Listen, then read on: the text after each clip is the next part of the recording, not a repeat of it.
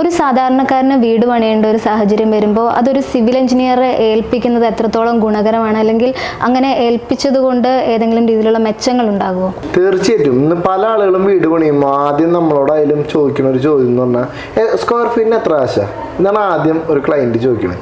അപ്പോൾ സ്ക്വയർ ഫീറ്റിന് ഇത്ര റേറ്റ് എന്ന് പറഞ്ഞൊരു വർക്ക് എടുക്കുകയാണെങ്കിൽ അത് മണ്ടത്തരാണ്. ഒറ്റ വാക്കിൽ എനിക്ക് അങ്ങനെ പറയാൻ പറ്റുള്ളൂ. കാരണം എന്താണെന്ന് വെച്ചാൽ ഒരു 1000 സ്ക്വയർ ഫീറ്റിൻ്റെ വീട് ഒരു 16 ലക്ഷത്തിനും പണിയാം, 20 ലക്ഷത്തിനും പണിയാം.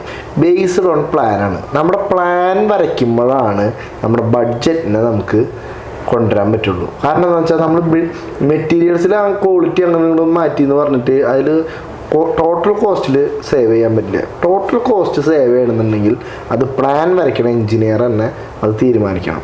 കാരണം ഓരോ ഇത് വരയ്ക്കുമ്പോഴും നമ്മൾ എത്ര കോസ്റ്റ് വരുന്ന തന്നെ ബഡ്ജറ്റ് കണ്ടിട്ട് തന്നെ നമ്മൾ പ്ലാൻ വരയ്ക്കണം. അപ്പോൾ ഒരു സാധാരണക്കാരൻ വീട് പണിയാണെങ്കിൽ തീർച്ചയായിട്ടും ഒരു എഞ്ചിനീയർ തന്നെ സമീപിക്കണം. എന്നാലാണ് അവർക്ക് ബേസ് തൊട്ടുള്ള എല്ലാ കാര്യത്തിലും ഒരു ക്ലാരിറ്റി കിട്ടുള്ളൂ. അതുപോലെ നമ്മുടെ ബഡ്ജറ്റ് ഇതിലേക്ക് കൊണ്ടുവരാനും പറ്റുള്ളൂ.